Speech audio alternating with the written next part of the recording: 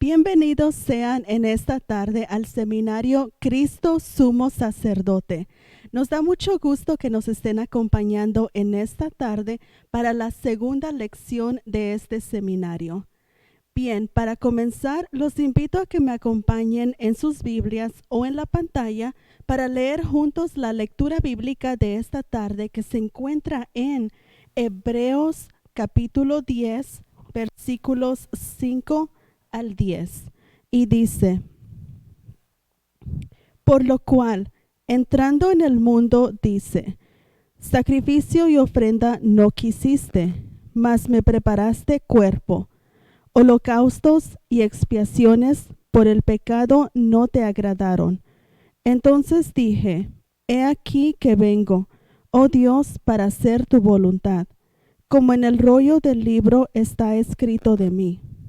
Diciendo primero: sacrificio y ofrenda y holocaustos y expiaciones por el pecado no quisiste, ni te agradaron, las cuales cosas se ofrecen según la ley. Y diciendo luego: he aquí que vengo, oh Dios, para hacer tu voluntad, quita lo primero para establecer esto último. En esa voluntad somos santificados mediante la ofrenda del cuerpo de Jesucristo, hecha una vez más para siempre. Y ahora los invito a que desde sus casas juntos cantemos el himno número 32.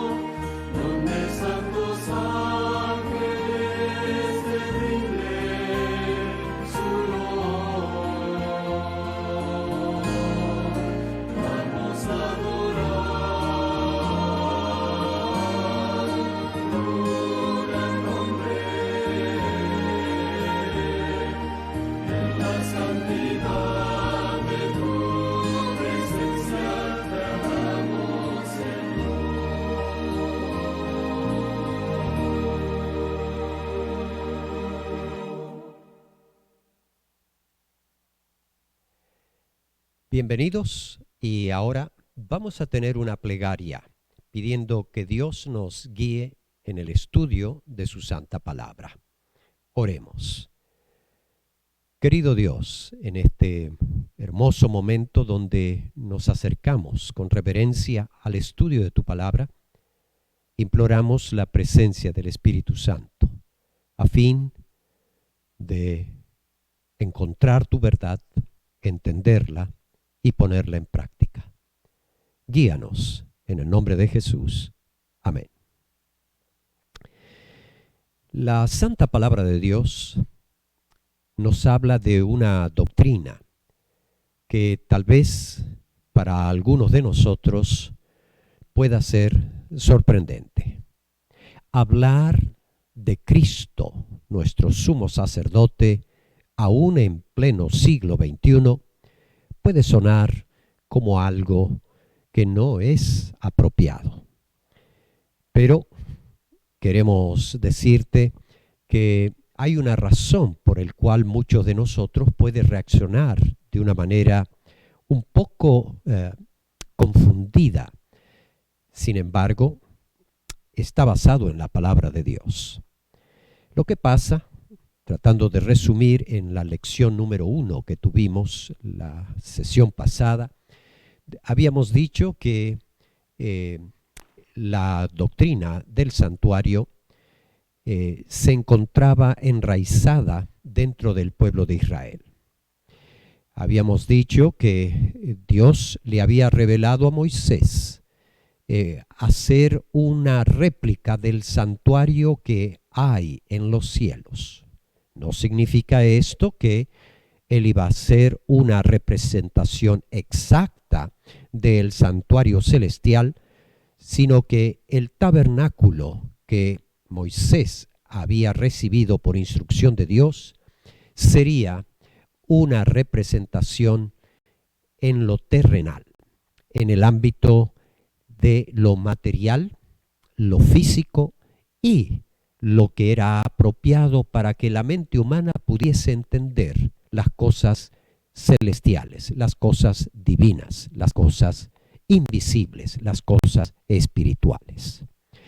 Y habíamos dicho de que Moisés llevó adelante la edificación del tabernáculo. Ese templo portátil, si podemos nosotros referirnos de esa manera, era realmente una manifestación, una revelación de parte de Dios en cuestión del plan de salvación para tu vida y para mi vida, la salvación de todos los seres humanos.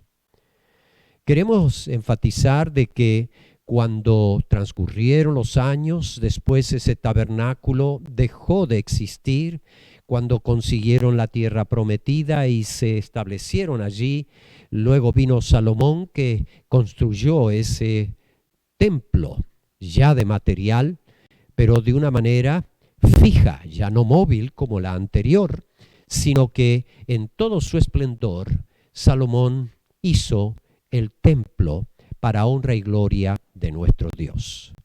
Pasaron los siglos, que llegó el momento en donde Jesús había llegado en su ministerio, se ha ganado y llegó a adorar en ese majestuoso santuario que le había hecho el pueblo de Dios a través de sus dirigentes. Era tanto el orgullo que los discípulos en un determinado momento le dijeron al Señor acerca de ese templo y del esplendor que tenía, a lo cual quedaron sorprendidos ante la respuesta de Jesús, que ese templo que era la gloria de Israel, pues sencillamente pasaría, en otras palabras, a la historia, sería destruido, no quedaría piedra sobre piedra.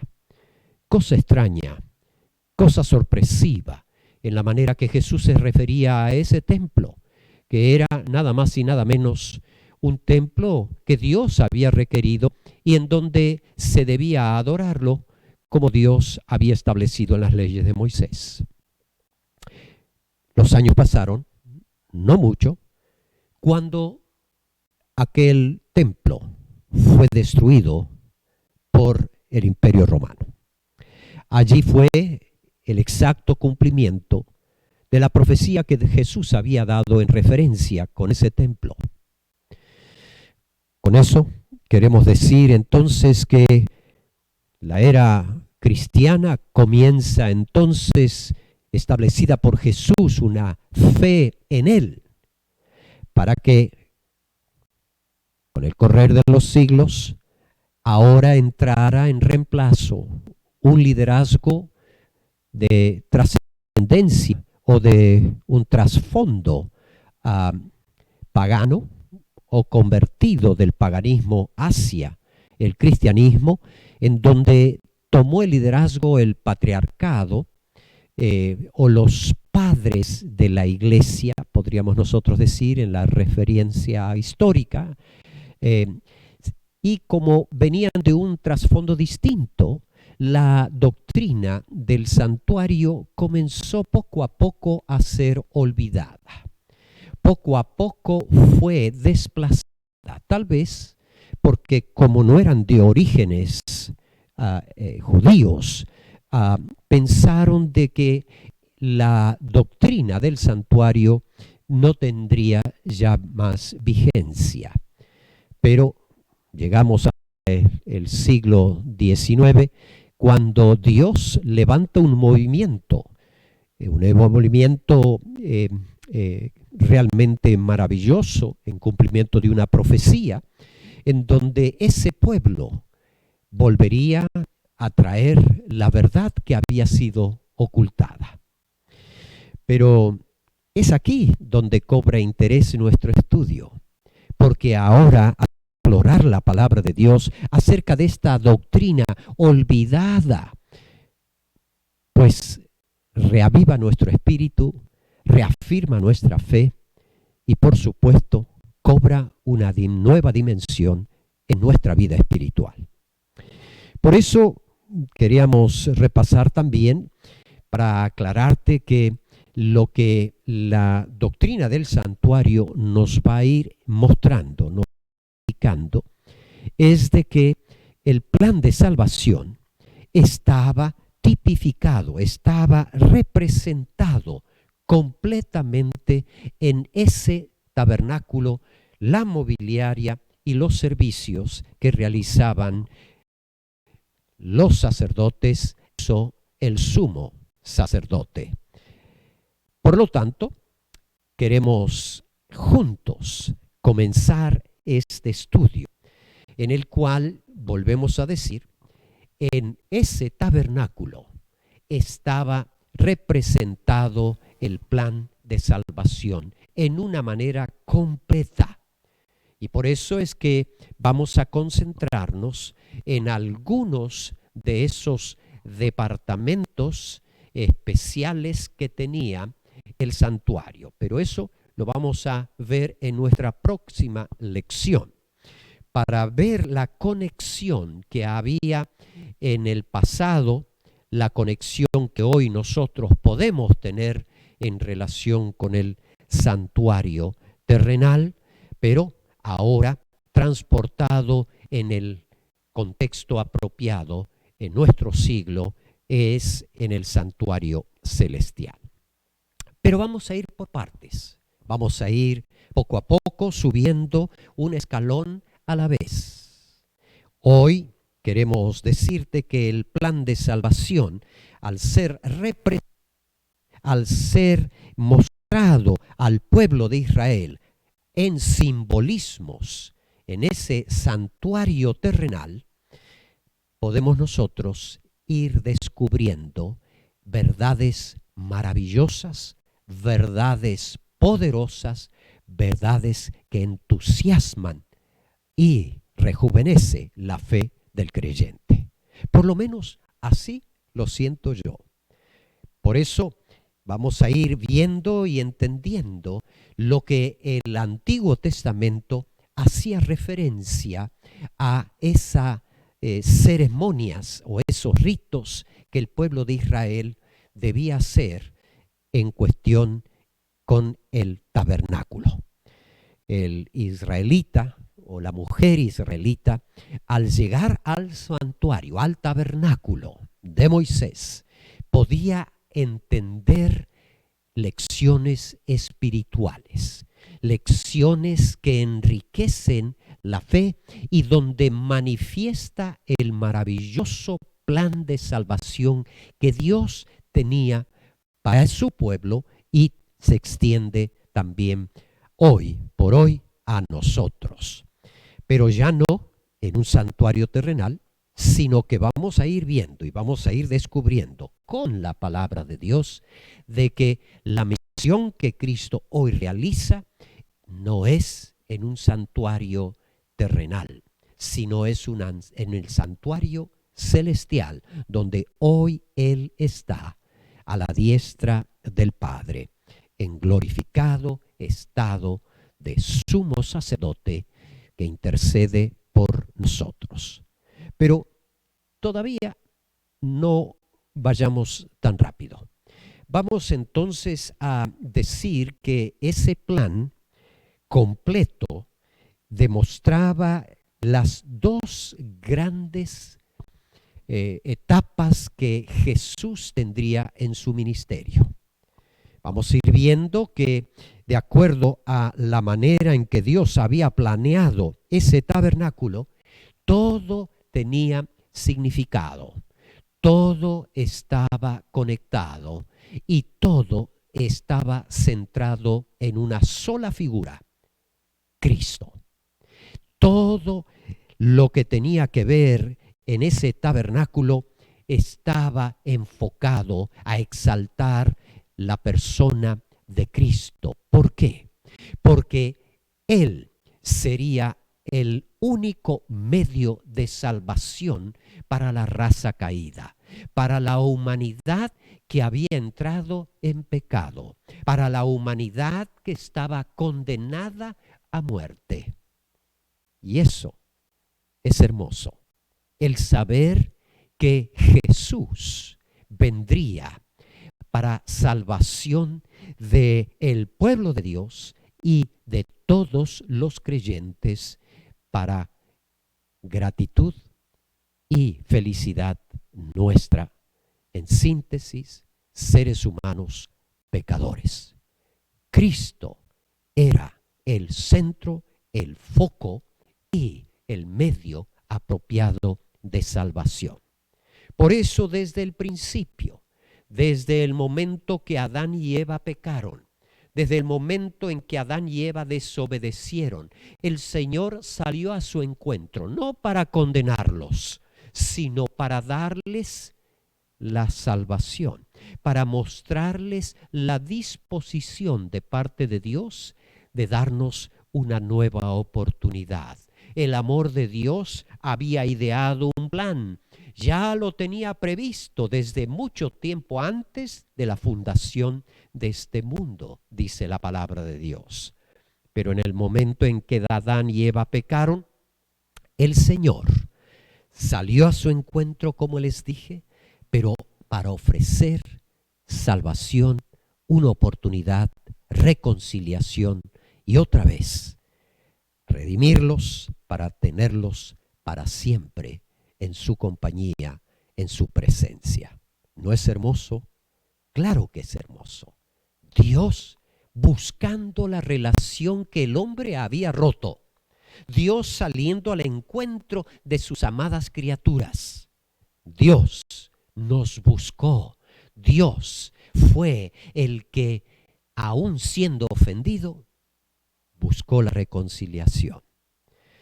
Pero, claro, después de haber Adán y Eva cometido pecado, la reacción de la desobediencia, la reacción de haber traicionado el amor de Dios, hizo de que ellos buscaran una solución humana. Se escondieron. Y después que Dios los buscó e inició ese diálogo de reconciliación, ofreciéndoles el plan de salvación, contándoles el plan que Dios ahora había de llevar a cabo, hizo que en ese encuentro Dios corrigiera, Dios actuara. ¿En qué sentido decimos esto? Bueno, tú sabes que Adán y Eva se habían ocultado entre la vegetación porque tenían miedo de Dios, tenían cargo de conciencia de que habían hecho algo que Dios no merecía. Sin embargo, ante esa situación incómoda, ante esa situación en la cual se notaron ellos desnudos, pues confeccionaron de las hojas de higuera una vestimenta para presentarse a Dios. Era lo que mejor podían haber elaborado. Pero el Señor les dijo que, en otras palabras, no hay solución por parte del hombre para salvar el problema del pecado. No era con sus propias obras lograr la salvación del ser humano, sino que el problema del pecado es tan serio, tan doloroso, tan horrendo, que lo ilustró a través del sacrificio de un cordero. Y fue Dios el que proveyó el cordero. Fue Dios el que planteó la solución, llevando el problema del pecado no al ser humano, liberándolo para llevar su problema, transferir su culpa, su condena a un inocente animal, ajeno al problema. Y es así como Dios tuvo que reemplazarles aquellas hojas de higuera y vestirlos de piel de cordero. Dios había manifestado en ese primer acto el símbolo espiritual de que un cordero podía justificar, un cordero podía hacer que la relación Dios-hombre pudiese llegar a un feliz término. Así que desde aquel momento en donde se sacrificaron o se sacrificó el cordero para vestir a Adán y Eva y estar vestidos en una manera apropiada ante la presencia de Dios, se llamó desde ese periodo de la rebelión de Adán y Eva lo que podríamos decir una primera etapa en el plan de salvación, la etapa de la promesa. Dios les había puesto una vestidura de piel de cordero, anunciando y preanunciando de que un cordero vendría con el tiempo a dar la solución definitiva al problema del pecado. Desde ese momento Adán y Eva escucharon esa promesa que vendría con el correr de los años alguien inocente, limpio y claro, ofreciéndose como cordero para ser sacrificado. Ese periodo es el periodo de las promesas, podríamos nosotros decir, la primera etapa dentro del plan de salvación. Cuando ese cordero naciera, entonces, como sucedió allí en el portal de Belén, en un escenario adecuado, un establo, porque precisamente en ese lugar nació Jesús, en un establo, siendo que era el Dios asombroso, santo y poderoso, pero a través de la bienaventurada Virgen María, encarnado, nacería en un pesebre, de esa manera anunciándonos o dándonos la idea de que Él podría ser, y no debía, sencillamente podría ser, sino que era el verdadero Cordero que se había encarnado, el que había de venir para llevar los pecados de todos nosotros. Así que la segunda etapa, lo que podemos decir en este seminario, arranca desde el momento de la encarnación de Jesús y hasta su muerte en la cruz. En ese periodo de la segunda etapa de el ministerio de Jesús no es otra cosa que en la etapa de la salvación en función de cumplimiento, lo que Dios le había prometido a Adán y a Eva en el pasado. Llegaba la promesa.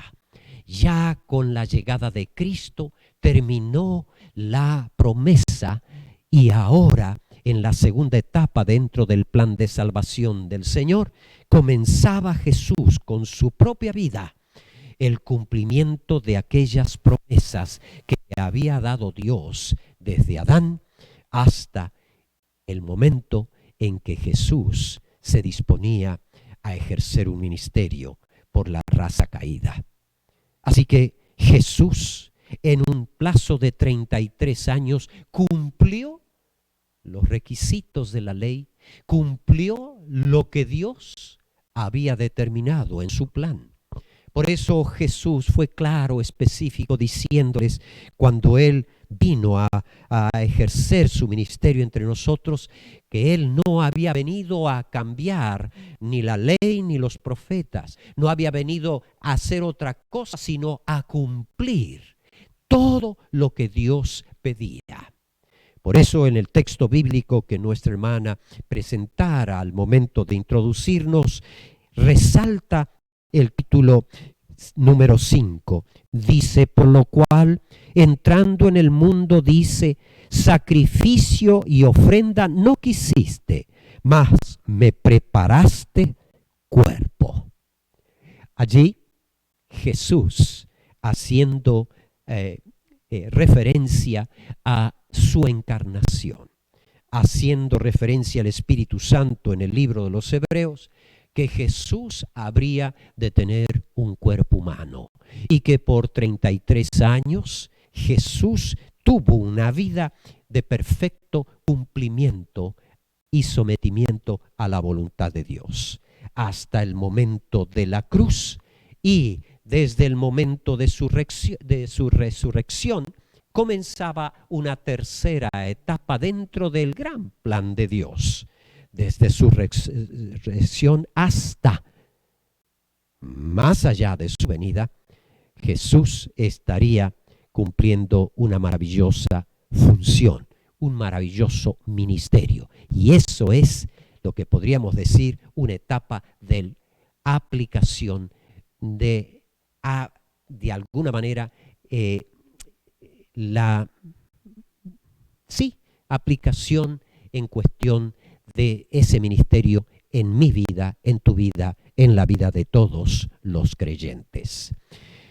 Por último, queremos decir también en esta segunda lección, vamos a ir viendo algunos detalles de lo que hasta aquí vamos a ir resumiendo y vamos a ir introduciéndonos. Resumiendo esta lección número 2, vamos a ir conociendo lo que el tabernáculo de Moisés había especificado. Es mejor dicho, Dios se lo había especificado a Moisés.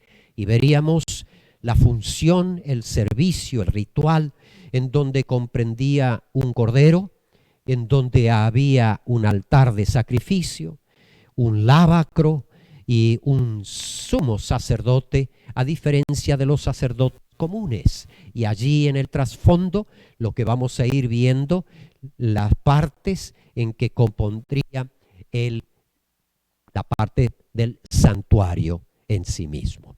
Pero este era el santuario terrenal, este era el santuario que el pueblo de Israel podía ir viendo y aprendiendo el significado de las cosas espirituales a través de las cosas físicas y cotidianas de nuestra vida o de la vida de ellos en su tiempo. Pero ahora, después de su resurrección, Jesús estaría haciendo otra faz de su ministerio, otra faz que lo vamos a ir comprobando con la palabra de Dios, y no es que es esta faz mejor que la otra, sino que las dos son perfectas, son maravillosas. Y en el ejemplo que vamos a ir estudiando juntos, vamos a notar que Jesús, al presentarnos en el tabernáculo una representación del plan completo de salvación, vamos a ver el alcance completo, total, absoluto del ministerio de Jesús, que comprendía lo terrenal, su ministerio terrenal, pero también comprendía su santuario celestial, su ministerio en un lugar donde describe la Biblia, no fue hecho por mano de hombre. Qué maravilloso es notar lo que encierra esta doctrina, en donde se empezó a manifestar allí en el Edén con un cordero, Adán y Eva vestidos con pieles de cordero, Jesús señalado allí junto al Jordán por Juan el Bautizante: este es el Cordero de Dios que quita el pecado del mundo, señalando a Jesús como el verdadero Cordero, inocente y perfecto, sin mancha, que vino para entonces cumplir con lo que la ley requería y con el plan de salvación que habían planeado la Santísima Trinidad desde antes de la fundación de este mundo.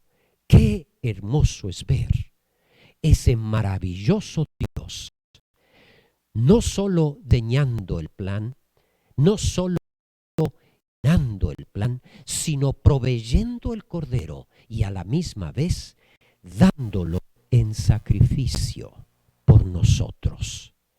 Por eso queremos en esta lección número 2 llevar y poco a poco preparando el contexto, la idea en donde nos vamos a proyectar en la segunda fase del ministerio de Jesús, pero ya no en la tierra, como lo fue, y fue un sacrificio perfecto, un maravilloso cumplimiento de la divinidad en persona de nuestro Señor Jesucristo. Y se hizo obediente, dice la Biblia, hasta llegar a morir en una cruz, cuando Él no merecía, cuando Él de ninguna manera había cometido pecado. Sin embargo, la Biblia dice que cargó Jehová en ese cordero el pecado de todos nosotros. Tu pecado, mi pecado. Gloria a Cristo, nuestro maravilloso Salvador, nuestro Cordero, el cual con su sangre nos limpia de todo pecado. Por eso vamos a hablar entonces de algo apasionante, algo maravilloso, algo asombroso al ver lo que implica el ministerio de Jesús en el cielo, pero que había una conexión con el plan de salvación representado en ese tabernáculo que Dios le había mostrado a Moisés. Moisés no inventó nada. Moisés recibió la visión que Dios le había dado en una réplica de aquel santuario en el cual Dios mora, en aquel santuario a donde Dios se le rinde gloria y alabanza. Pero en escala humana, en escala en donde el ser humano, entorpecida su mente con el problema del pecado, pudiese a través de este tabernáculo entender el plan de salvación completo desde un principio hasta el final, lo que Jesús haría y lo que ese plan involucraba en el ministerio terrenal de Cristo, como también en su ministerio celestial como sumo sacerdote. Por lo tanto, te invito a que nos reencontremos en la próxima lección, donde vamos a explorar con mayor detalle todos estos símbolos que te dije anteriormente, solo apuntan y representan a Cristo. Cada detalle enseña algo sobre la vida de Jesús. Cada utensilio significa algo acerca del carácter de Dios, del maravilloso amor de Dios manifestado en un sistema de sacrificio tan triste, tan doloroso, tan horrendo como es el precio que un inocente tiene que pagar por causa de nuestra miseria, por causa de nuestros pecados, para darnos a nosotros vida eterna, salvación perfecta y, claro que sí, reconciliación para siempre. Esto es lo que vamos a ir en la próxima lección introduciéndonos para de alguna manera ver y entender lo que Jesús había planeado, había detallado en su plan perfecto, donde tu vida y mi vida está involucrada. Porque querramos o no querramos, Dios ha hecho este plan, lo ha llevado adelante y ha alcanzado la victoria. Pero ahora hay que aplicar esa victoria a nuestras vidas. Yo hace tiempo que conozco a este maravilloso Salvador, le he dedicado mi vida a su servicio y cada vez que afirmo mi lectura bíblica en la palabra de Dios, por supuesto, mi fe se robustece, mi esperanza se rejuvenece y claro que sí, la fe me lleva a confiar en ese maravilloso Salvador que fue Cordero, perfecto, pero que también hoy por hoy es nuestro sumo sacerdote.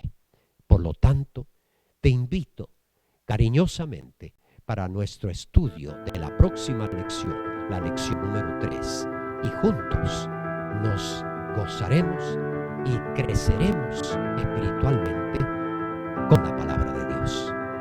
Que Dios nos bendiga, que Dios nos ayude y que Dios